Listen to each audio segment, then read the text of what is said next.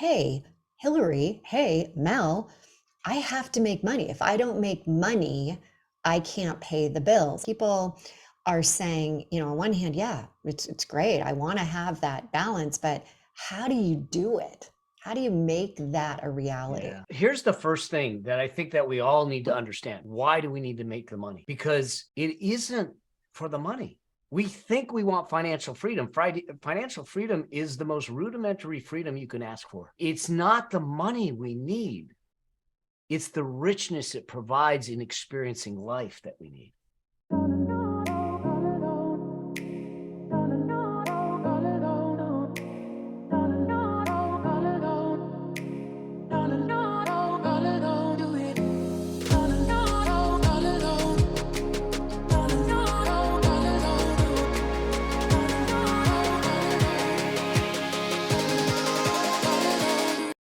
Hey everyone, welcome to today's show. And it's going to be a great wrap up for those that are listening in the new year. You are in for a real treat with this one.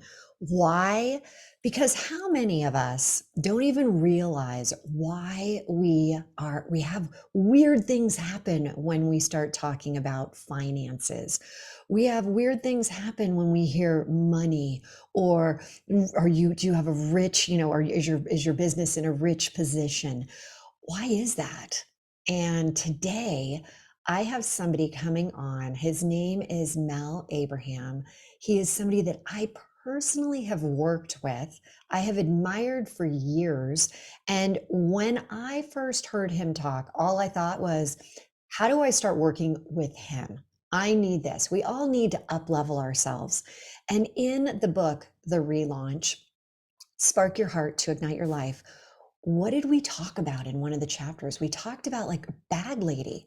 But today I'm going to ask Mel, why aren't there bag men? What's up with that? So today I have Mel, again, Mel Abraham, my dear friend, who helps business owners and entrepreneurs build meaningful businesses so that they can have more profit, fans, and freedom. We're going to go deep into that freedom part. His principles help customers become raving fans, and your life really becomes full with fulfillment from a business that is congruent with your values.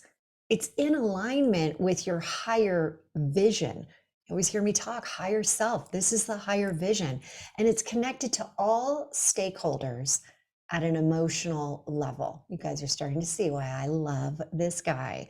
Mel began his entrepreneurial journey at age 11, performing magic shows for parties. And it was this early taste of entrepreneurship that spurred him on to look at how to create a life on his own terms. And he included that by being an entrepreneur. He was fueled by his education and background as a CPA, but he's not like your typical CPAs. Do not think that this is going to be a boring show. Mel spent most of his early career obsessing about understanding what drives business success, but more importantly, how to create a life that you design through your entrepreneurship and your business. And he's learned how to build a business from virtually nothing after a partnership, which we're going to go into, had a massive breakup. And he was left with zero clients, no cash flow, no work backlog, and almost $500,000 in debt. It was during this time where Mel rebuilt his business and life that he got what he calls his greatest business lesson. And we're going to talk about where that came from, and it is quite unexpected. That same year was when Mel became a single full-time dad of his 6-year-old son. And shortly after this, his son gave Mel the vision of how he was going to really change his life. And I'm not going to even give you any more on that story. And in this, he created this business for business sake. That business was not about the business sake. It was about life. Life is what we're really creating here.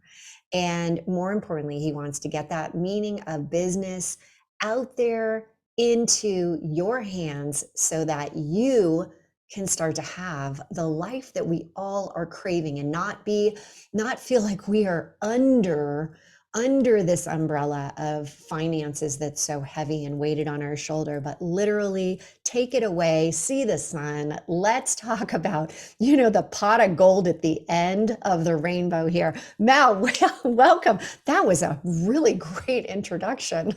Oh my God, Hilary, it's downhill from here. But I mean, so good to be on here finally and get a chance to chat with you. I'm really excited. So thank you for well, having me.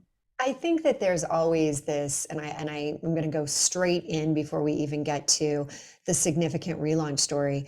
What is it about finance, about financials, that literally throws up the walls for so many people? What is it? I, you know, and this is something that I started to explore because when I started to really speak into the money game, I thought being a CPA, I was going to come into this and say, I'm just going to teach you the tactics. Here's where you put your money. Here's what you do with your money. But I found out really quickly, but there's a whole lot of stuff going on in between the ears and in the heart and soul that money is wrapped around. And that the tactics weren't going to work if we didn't get past that. And so that's where I started to go, well, where did this come from? Where does this happen? And a lot of times it's innocent in the sense that we don't even realize it's happened. We don't know where this stuff comes from. Now, there's some things that are more societal. For instance, money's a taboo topic. We grow up saying, don't talk about money. Don't ask about salary. Don't do this because it's impolite. But I am Well, a where did firm that, first off, where believer. did that come from, that whole impolite thing? Because I got to tell you, I took an Uber last night, massive snowstorm, taking an Uber, and this guy starts telling me that he just got a big promotion. And I said, that is terrific. And he said, well, yeah, I'm going to be making $18,000 more. And now I'm going to be able to go to that steakhouse that I'm dropping you off at, but I still think that that's an expensive steak. And I'm just like, wow, this guy is not afraid of like sharing his money stories. Yeah. He's literally telling me everything. And I got down to how much exactly he makes per month without ever asking. But a majority of us, we don't. It has been considered taboo, as you said. And Yeah. when was the flip of like, let's not talk about finance, and that there's something negative there if we bring it up? So I don't have that answer in the sense that I think it's been around for a long time. The demonization of wealth, richness, and money. I mean, go and just look at some of even the older cartoons that we grew up on. And how do they portray someone who has money in the cartoon? And those subliminal, unconscious messaging that comes across that we don't even realize it's happening. We go, oh, God, I don't want to be like that. I don't. And so all of a sudden we start repelling money. We don't talk about it. So we're not putting it in the proper frame, a cartoon. But yet we're taking it in unconsciously. And if we're not careful, it actually embeds and becomes part of what I call your money identity. And That, that becomes mhm, a challenge. right. And So And Mel, so the very first thing is that, and then you see the demonization in the media and social media at some level, or even the other side of it, where people are parading their Lambos and their jets and all that stuff. And you go, I don't want to be seen like that either. So what happens is we stand in our own way. well, and I laugh because, I've seen a show where it was like behind the scenes of what people really have. Like, on the Yeah. outside, they're showing the Lambos, and they're showing the big houses and the Malibu lifestyle. And then the undercover is like, okay, they're barely able to, put, two pennies together, and they don't have that Lambo. In fact, they're, barely even getting around. But I want to talk about this idea of, you really, you went down, you were a CPA, but then life started to change for you. And you've actually had numerous relaunches, and I would like to get into here, like the relaunch man. It's like the million.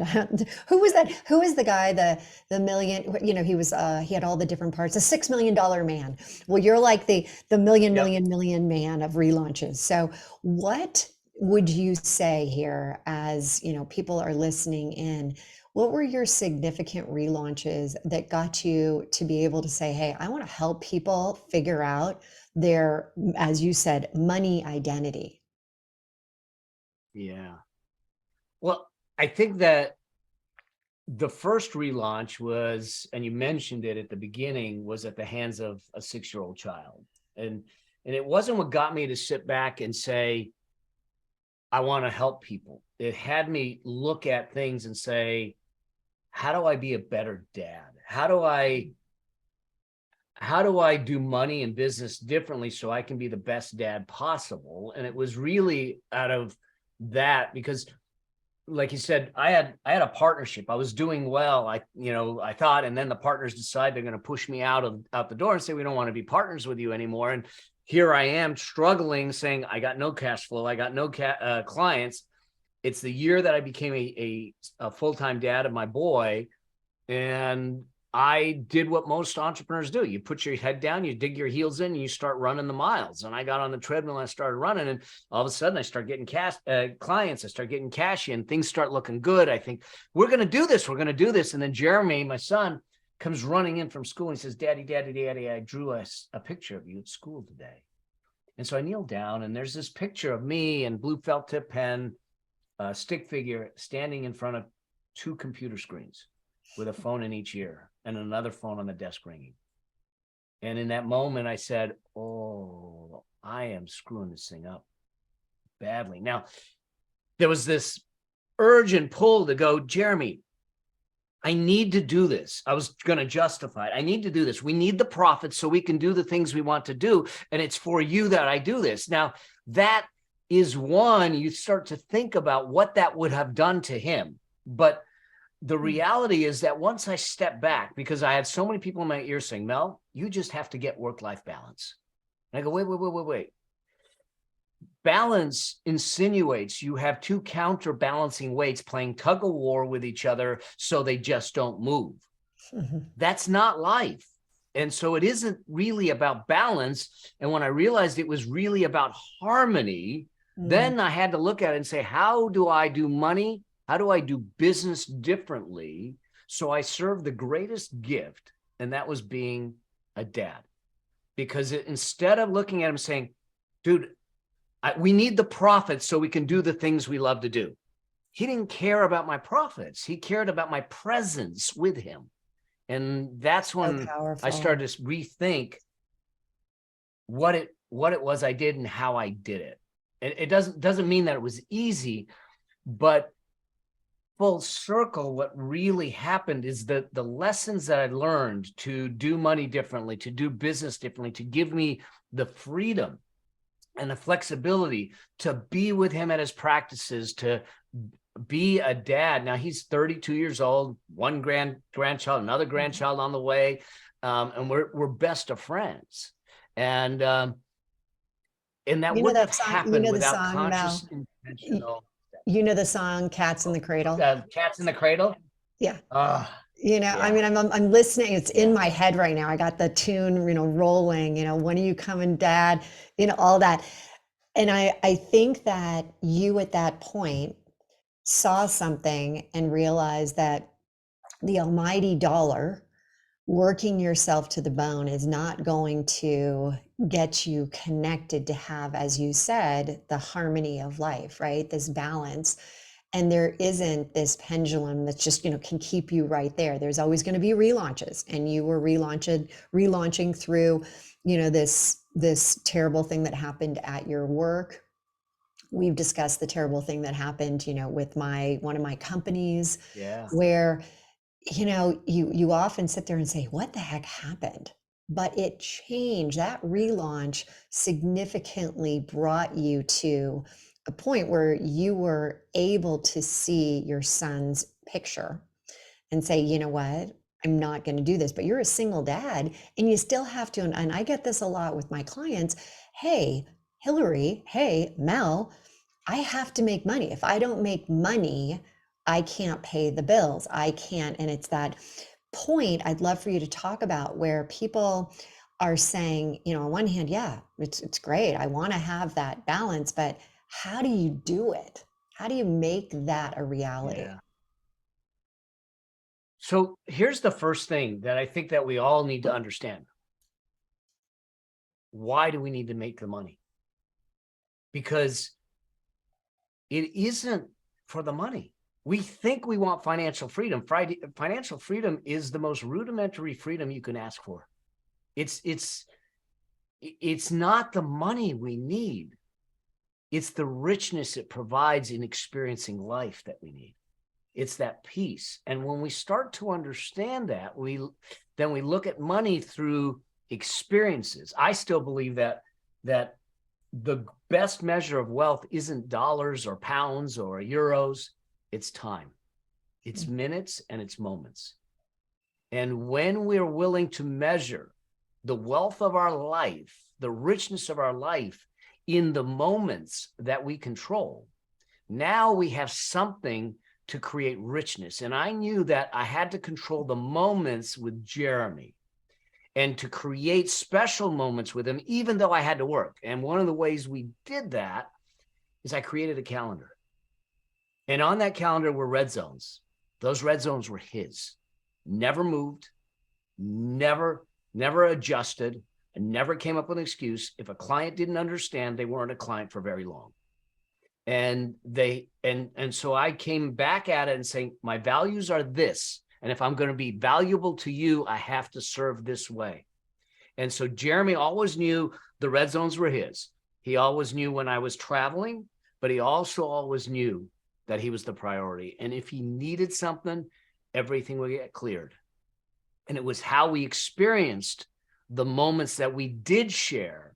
Because how often are we in a restaurant with a spouse, a significant other or something, and you see people on their phones, they're not present. So the moment doesn't matter. So make each moment matter, which then allows that to carry through because, yes, you have to pay the bills. I totally get that. But that doesn't mean that you take away the moments or the presence of the moments to those that you love and those that mean something to you. Oh, your chest hitting that spark in my heart so much here because I often really look at it like, what is an abundant life? Abundance is first you start with like having that abundant mindset, and then, as you said, it goes into the business, right? Because we often say your business is a direct reflection of you. And if you're not showing up for your kids, your family, yourself, then the impact will hit the business. And people don't realize that you will be, far wealthier, far more in abundance if you can really look at it from the perspective of, hey, I need to be in a joyful state. And that means spending more time doing the things that you love. So taking that time, these people that, work 60, 70 hours a week and, it just, they're never at that peaceful state. So I think that what you've said is just so incredible. We have to take a short break, but when we get back, we're going to go into a little bit more around how do you get that abundant mindset around your financials if you're just starting out as an entrepreneur. We'll be right back. This episode is brought to you by my very own labor of love, my most recent book, Relaunch. This book is a collection of my stories, other stories, and is a motivational guide to living a new 3HQ lifestyle, sparking your heart to ignite your life. It's available for purchase via Amazon. Get ready to try on the 3HQ method that I've been using for years throughout my entire life, reaching the next level in all areas, both professionally and personally. Get your copy today at www.therelaunchbook.com. Hey there, I am here with Mel Abraham, and we are talking all things money. What does money actually mean? How do we get an abundant mindset, which will absolutely impact your life, your business, how happy you are within. But for some, it sounds like it's a pipe dream. It sounds like, how do I really get there? Mel and I, before the break, we were talking about, what can you do? How do you handle this? And we talked about his specific relaunch where his son, his 6-year-old son, drew a picture that basically showed him working in front of his 2 monitors, the phones, all these things. And he realized that he had to not get balance of life, he had to get harmony of life. So we are back with Mel. Hi, Mel. So happy to be back. And we're going to go into a part of this that I know you were able to start to, with this experience with your son, you were building your business up and you were still having this opportunity to have that the financial freedom that we were talking about. But can you share more about, again, relaunches happen and yet another one came at you?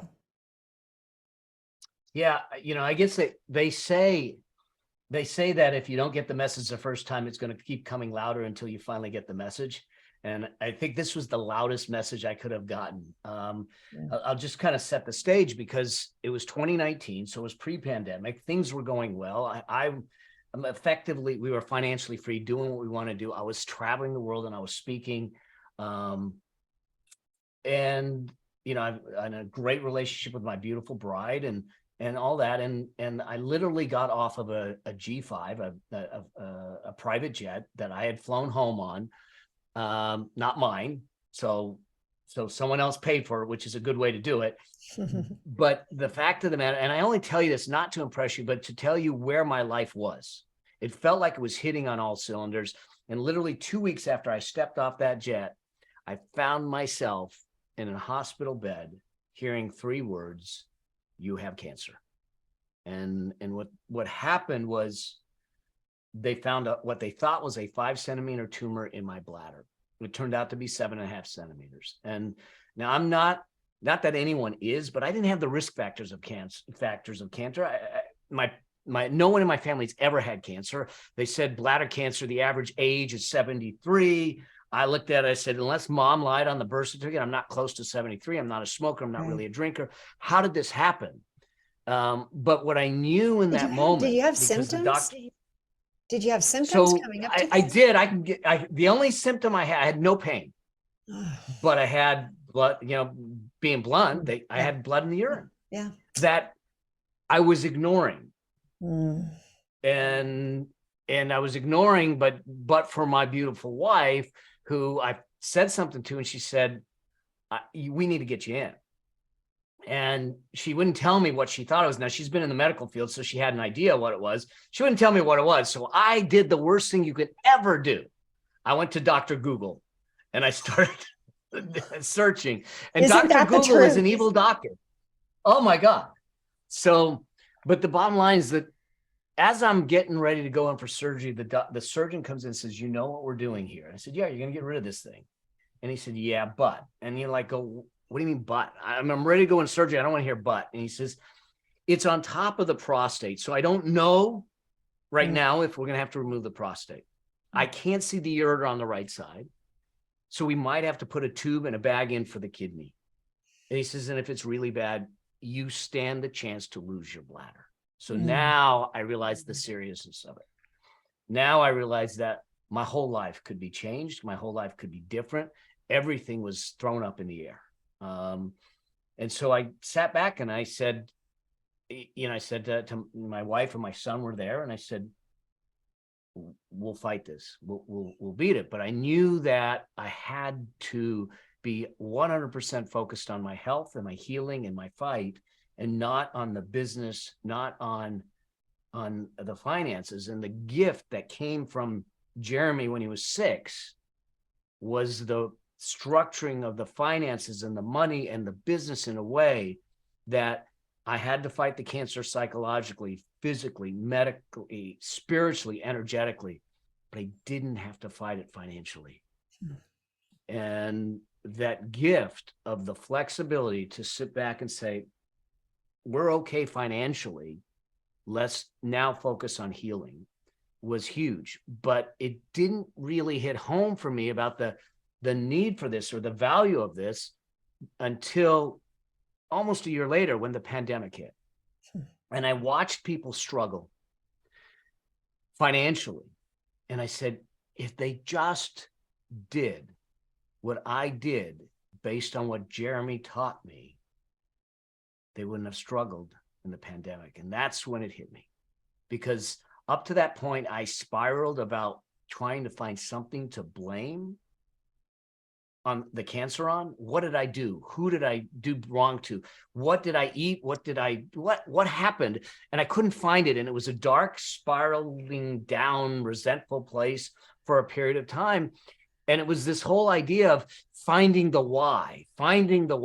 And I kept looking behind me to find the why. And it was there in that moment where I looked at it and said, what if the why is actually in front of me and not behind me?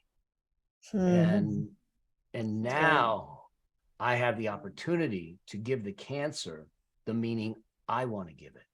And I took it and said, the reason this cancer was given to me is because it was trying to get my attention to take this message to the world and to help people see a pathway to financial freedom, which I happen to believe is your birthright, and to make sure that the taboo is done with, and that we give the tools, we equip them, we educate them, we empower them to take control of a new financial destiny. And for me, that's the gift that's come out of the cancer.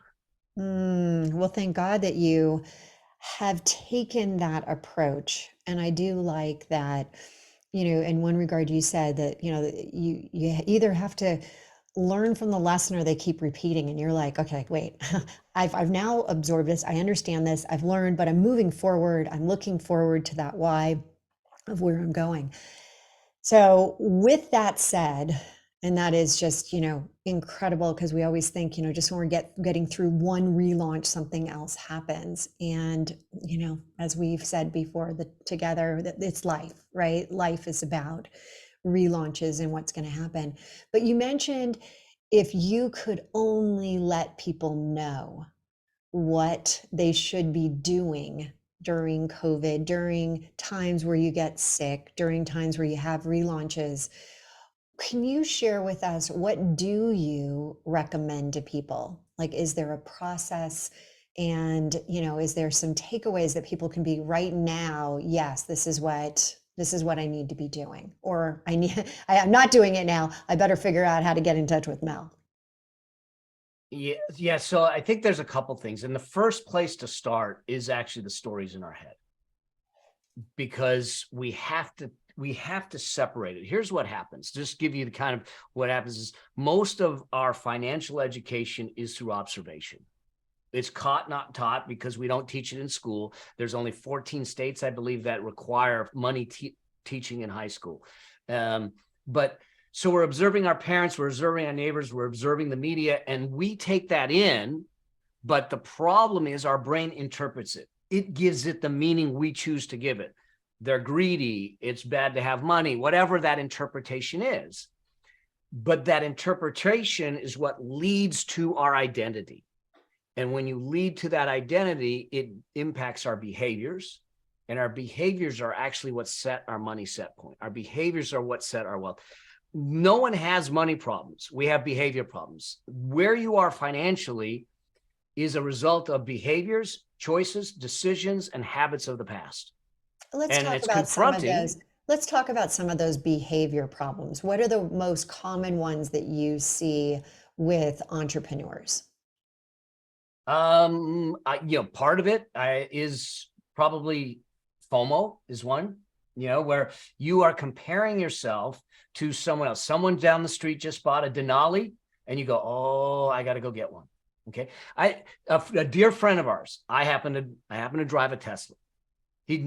He rode in my Tesla, him and his wife. We went to dinner, and literally 2 weeks later, he went Mhm. and to the showroom, and he says, I'm going to test drive. And I knew what happened to me when I test drove it. And I said, do not do it. He ends up buying a It's so Tesla. true. And it's like the challenge is we get caught into allowing those things around us to define how our life should look. And so we start buying things or buying into things that maybe don't represent our true identity. And so what I look at people and say, I want you to live your life, whether it's a tent in Montana or a yacht in Monaco, doesn't matter to me as long as it's yours. But if we're trying to build the yacht in Monaco when you really want the tent in Montana, you're going to get there and you're going to be miserable and you wonder why. And it's because you allowed outside effects to determine how we're going to spend our money, how we're going to use our money, what we're going to do. And so I think that's probably one of the biggest things that goes with the entrepreneurs. And then the second biggest thing is too often entrepreneurs see their business as their wealth. But their business isn't their wealth. Their business is the creator of their wealth. The business is meant to give you cash flow, and it's how we use the cash flow to build the wealth that's going to give you the freedom. The freedom isn't inside the business. The freedom is outside the business. And too often entrepreneurs put everything into the business without regards to sitting back and saying what I do. And this is the lesson from Jeremy, is I realized that if I wasn't on the treadmill making the money, the only way I was going to make more money is to run longer, faster, harder on the treadmill. And unless I built something outside that treadmill, I wouldn't have the freedom to spend with Jeremy. And so we have to look at creating two machines. And that first machine is your business machine. That's for cash flow. That's for impact. That's for doing the things that you want to do. The second machine is the money machine. That's where you're going to find your freedom. That's where your legacy is. That's where all the things that will allow you the freedom to get your time back is going to reside. And when you do those together simultaneously, now you come at it from a different perspective. Now, when things happen, you're okay. That is such an incredible way that you just told that, in the sense of caught, not taught, from when we were young. And that it is about, the FOMO, and sometimes we don't even know why we're buying things, and it's just, we're moving forward, we're like, oh, and then you realize a little later, you're like, oh yeah, I might have bought that, oh yeah, so and so had that, and then I have it, and then you get it and you don't even want it. It's not even, it overextends you, you're not even appreciative of it. You're like, it's somebody else's dream, not yours. But Mel, when you're talking about, and this is so good, about the business machine and the money machine, what do you suggest people do to, do you work on one first, or do you simultaneously, like you're on a highway, you're kind of in the fast lane and you're in the middle lane? Yeah. So you actually try, I want people to do both. And here's why. The first things first is that as part of your business, I want you to create a line item for wealth creation. That means that when you do promotions or when you do campaigns or you're working the profit, there needs to be a line item. Just like there's a line item for advertising, marketing, office expense, and all that, there's a line item for your wealth. Making it a necessity, making it a priority in your world is the first step. Too often what we do is we make money, we spend money, we see what's left, and we're using what's left, the scraps, by the way, to build our wealth. But what we really need to do is move the wealth creation into a priority position and make it a necessity. Someone asked me recently, they said, what's the difference between those that do and those that don't? I said, the difference is that too many people are focused on their wants and not on their wills. We can want all day long, but wants are soft, fuzzy, easy to let go of. But if you go out there and say, I will do this, and make a declaration, it's a scary place to be, because you just declared it. Your identity is now part of it, and people are going to hold you to it, and you should hold yourself to it. And what I look at and say, I'd rather you, instead of, especially this time of year, instead of setting a bunch of goals for the next year, I'd rather you spend the time setting 3 specific wills. I will do this, commit to it, and stay with it. So what, Now, hold on, that before you also keep leads to going, this other piece. hold on. Yeah. What would you say are 3 specific wills that would be great for an entrepreneur who is trying to go from 6 to 7 to 8 figures? What would those wills be? So from my perspective, the first will if they don't have it already, is I will make investing a priority.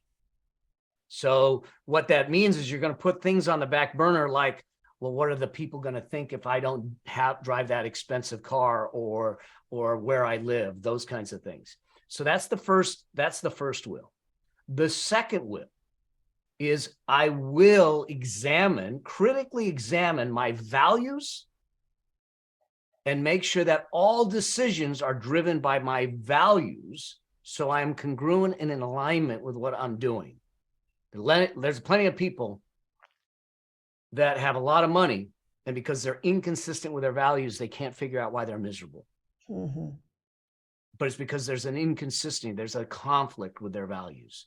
So we should be, so I would do those things first. Then the third thing as an entrepreneur is I will focus on the core things that will generate and optimize my profits. Because too often we get distracted. I think absolutely. The new technology, all that. Too often we are so scattered and we deplete our energy resources by doing too many things that aren't going to contribute to that profit margin, that bottom line. So important. I think that these wills, I like that you're saying, you have to come at it from a different perspective. It's like the I am statement, and own it and live it, so that you're not just changing your identity, but you're changing your wealth identity. So good. So let me ask you a quick question. Yeah. I'm often asked that if you are starting a business or you're scaling your business, is it better to approach things that you've got to spend money to make money? Or is it better to, hey, get the money first, earn the money, and then spend the money? Borrow to grow? You're going to, there's statistics that show that when we start to borrow at the outset of the company, that the probability of success goes down. Mm-hmm. Okay. So strategic borrowing can make sense, but just because you have access to money doesn't mean you should use the money. And so the important thing is to look at it and say, I'm going to make a business case for the borrowing. How am I going to recover the cost of the borrowing and the profitability? And what is that going to give to me in the future? So it is not, well, I'm just going to borrow it without a plan behind it. There is a plan behind it. And when we build plans, we build multiple plans, because we know that one thing's for certain: when you create a plan, it's not going to go as planned. So create the options and the alternatives before you hit the rapids.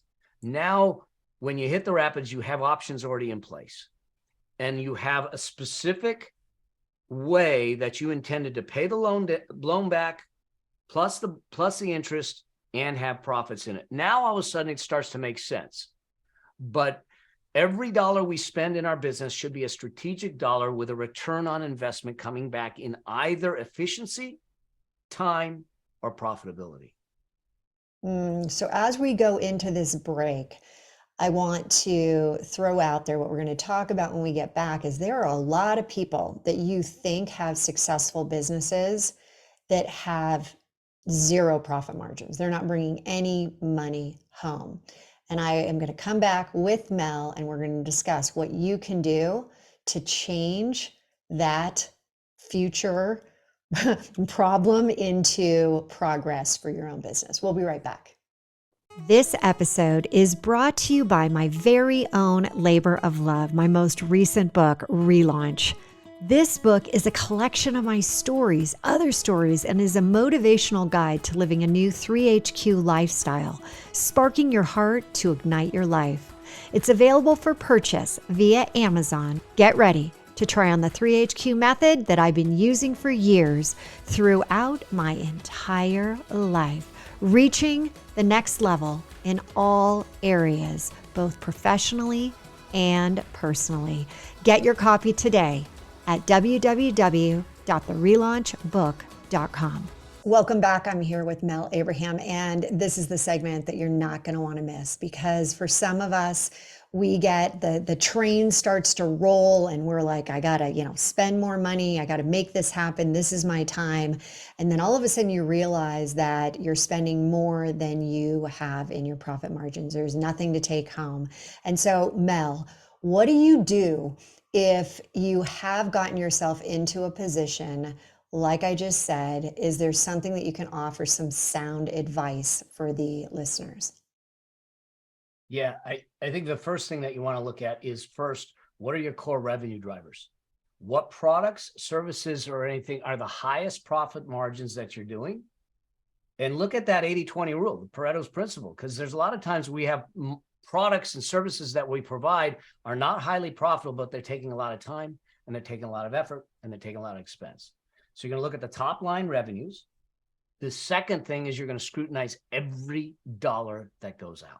You're going to take it and you're going to look at every dollar and saying, how is this making me more money? It's that whole Australian rowing analogy. We only keep it if it makes the boat go faster. So you're going to scrutinize every dollar and every penny that goes out the door and say, am I getting a multiple back of it? Is it getting me a return on investment? And if it isn't, it's going to get cut. And then the third thing is to look at it and say, all right, where are the opportunities, the easiest opportunities to scale cash flow? New offering, bundling something you already have, or something that we can go to an existing customer base or existing geography that maybe doesn't allow us. Because in that, if we do that, we've now narrowed our focus on the core elements. We've optimized our expense structure, and we're looking for places to scale. Okay, so when you're looking at all this, so many people are in fear of looking at their numbers.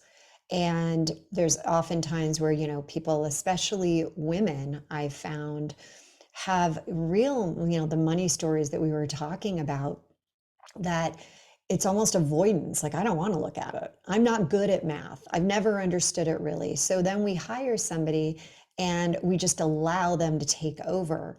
And that's never a good idea. Why do you think that there is such, and we talk bag lady versus, there's no such thing as a bag man, but we all, women, the number one fear when I did my book and I did all the research, number one fear for women is that they're going to not have money when they're older. And even Oprah said that she put, $50 million of cash, stashed away in the house because of this fear. Can you help us understand, is there a difference between men and women and how we view money and resources? This is going to be my interpretation, but I think that we were raised differently. Women truly run the home, at least in traditional roles. They ran the home, they ran the family, they ran all of the caretaking, all of the right brain, caring, emotional stuff. And the men were out, they were supposed to go out in the field and farm, hunt and bring home the sustenance for us. And those traditional roles kind of stayed there, including in my parents, where dad worked, dad had the money, mom, took care of us. She had her hands full with identical twins and all. But the problem is the roles have shifted, but we haven't shifted. And money isn't just a left brain game, it's a right brain game. That's why we start with a why. There's an emotional element to money that women are actually far better at than men, because men allow their egos get in the way and they make decisions out of pride, out of ego, out of showing off, and they're bad decisions when you do that. Whereas women, when they understand a couple of principles and they tie it to caring, impact, compassion, empathy, the value of their money, the impact of their money is far, far greater. Well, can we talk more about those two principles? Yeah. Well, a few principles. But first things first, I think the first principle is to understand that wherever you are with your money, it is a behavior. Okay. The habits and the decisions and the choices are behaviors. The choice to spend, the choice to save, the choice to invest. And you got to look at it and say, am I making the right choices that are going to move me forward financially? So when we understand that it's a behavior, it's confronting on one hand, but it's controlling on the other, because then that means all I got to do is make different decisions, change my behaviors. And now I have the ability, doesn't mean you will, but I have the ability to change my financial destiny. So the first thing is to acknowledge that it is a behavior. It's not a lack of knowledge. It's not a lack of skill. It's not, I genetically can't do this. Mm-hmm. It's simply a behavior and a habit. And it's a skill, and all skills are learnable. Well, and I think that That's the first thing. what I've always taken away from you is it's also the thought process around it. It's the thought process that, and the emotion that comes again with your money beliefs. And one of the things that I do in the Fired Up program with entrepreneurs and women specifically is I always say, if I were to say Excel, if I were to say financial statements, what comes up for you? And most of the time it's like, oh, and so I'll say, okay, we're going to change it right now. We actually call them sexy spreadsheets, because there's something very sexy that comes out of a woman when she understands the finances, when she takes power back over it, and it's not in fear that she's looking at it or like, oh God, what's it going to look like now? But she is empowered by that. And, the shoulders go back, and it's yeah, I got this. I know my numbers. So I think that, that was something that came out of your teachings was, hey, we're gonna change the way we look at these financial documents, and we have, and I got to tell you, you've impacted thousands of women because of just the nomenclature change. So very good, but it is the thoughts around it. And so was there one really other is. one? Then it's a matter of the biggest obstacle I see for a lot of folks, women and men, is that, well, when I get enough money, I can start putting away. Because now we're equating it to the amount. But if it's a behavior, just like going to the gym, we don't go to the gym and slap on big 45-pound plates on a 45-pound bar if we've never been in the gym and think we're going to bench press it. We're going to crush our chest. We're going to start with the chrome weights. So if I need to change my behavior, then I'm going to change my behavior with whatever I can. And if that happens to be $5 that I'm putting away, then it's $5. And we have to look at it not as the $5, but as the fact that I am creating new behaviors. And over time, I'm actually building a new identity. And because that $5 is going to turn into 10 to 20 to 30, because you're going to see it differently now. And why this is important is this. I get my hair cut by a 23-year-old kid. Okay, not much hair to cut. He does it, but he tells me one day that his buddy just bought a $5,000 watch. And I said, how old's your buddy? He says, 23. He says, does he make a lot of money? He says, no. I said, why did he buy the watch? This goes back to some of what we already said. And he said, because his friends thought it was cool. I said, cool. I said, can I do math for you? He said, yeah. I said, every dollar you put away in your 20s is going to be somewhere between $75 and $85 by the time you're in your 60s. So that tells me that what he did is he spent $5,000 on a watch to impress people that are probably not going to be his friend in a couple of years. And if he looked at it, he had a choice to spend the $5,000 on a watch or see it as he's taking $400,000, 80 times the 5, away from his retirement. And Everyone's I don't sitting tell here like, people. Oh. Wow, Yeah, that's good. but here's the thing. I don't tell anyone not to buy. That is a great way to say it. I don't want to tell anyone ever to buy or not buy. I very rarely do that. I do it every once in a while. But what I want everyone to do is to be informed, conscious, aware, and intentional, and say, I get it. I spend this $5,000. It could make me $400,000 by the time I'm ready to retire, but I'm okay with making this decision today. Okay, then you're done. You made the decision. But too often we think, oh, it's just $5,000. I got time. But if I had a couple of those $5,000 early on, that could be the difference between millions and nothing.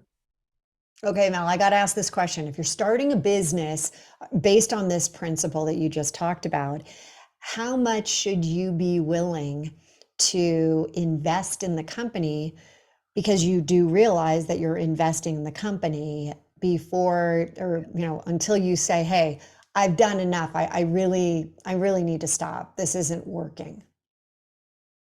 So it depends on the kind of company. If it's a product-based, higher overhead company versus a service-based company. In a service-based company, we work off of something called the 50% rule. I want to create my life off of 50% of the profits and no more. And the other 50% is going back into the business. So I'm creating my life and my wealth off of 50%. Now that's conservative and people freak out, but it's what I did to create the wealth that I did to put me in the position that I had using a service business. That will adjust depending on the other business. But I would literally start with sitting back and saying, can I put 5% of my profits away for my future and the rest invested into the company? So good. Unfortunately, we're running out of time. There were about 100 more questions I was going to ask you. But at this point, everyone wants to get in touch with you. How can they find you? They can find me on social media, Instagram, Mel Abraham 9, on my website, Mel Abraham. Hold on, that was Mel Abraham 9. Yes. What's the 9? No, there was 8 people before me. I couldn't get Mel Abraham. So I have no idea who the other 8 are. Okay, good. Mel, that is so classic. I thought you were going to be like numerology. There's this good thing going. No. Okay. So that's one way. What else are you offering right now? There's a couple things that one is, if you have questions, I have a site where you can leave me questions that I'll bring on my show or answer live, called go to askmelnow.com, financial questions, business questions, that kind of thing. And then the other thing is, I have a financial quiz that kind of sets you where you're at. If you go to yourfinancialfreedomquiz.com, you can take the quiz. It's free. It'll rate you in a certain place. This is not about a judgment. This is about awareness. It'll get you a special report, and it'll give you the next sequence of things to do depending on where you are. Everyone, we will have all of this in the show notes. Mel Abraham, you are an incredible financial advisor, coach, guru. I admire you so much. Thank you for being here. And for everyone else, we are so excited where we are going with relaunch in this next year, the next season. Make sure you're tuning in every single week. The next one is going to be outlining where we're going and where we're going to take you. Everyone, live now, love now, relaunch now. We'll see you next week. You've just heard another episode of the Relaunch Podcast. If something shared in this episode resonated with you, please head over to iTunes right now and leave us a 5-star review. And share this episode with others to inspire them to take the small steps that lead to a life full of purpose and possibility. And remember, you can have immediate access to the show notes and any giveaways at therelaunchco.com/podcast. Until next week, now is your time to relaunch your transition into a transformation.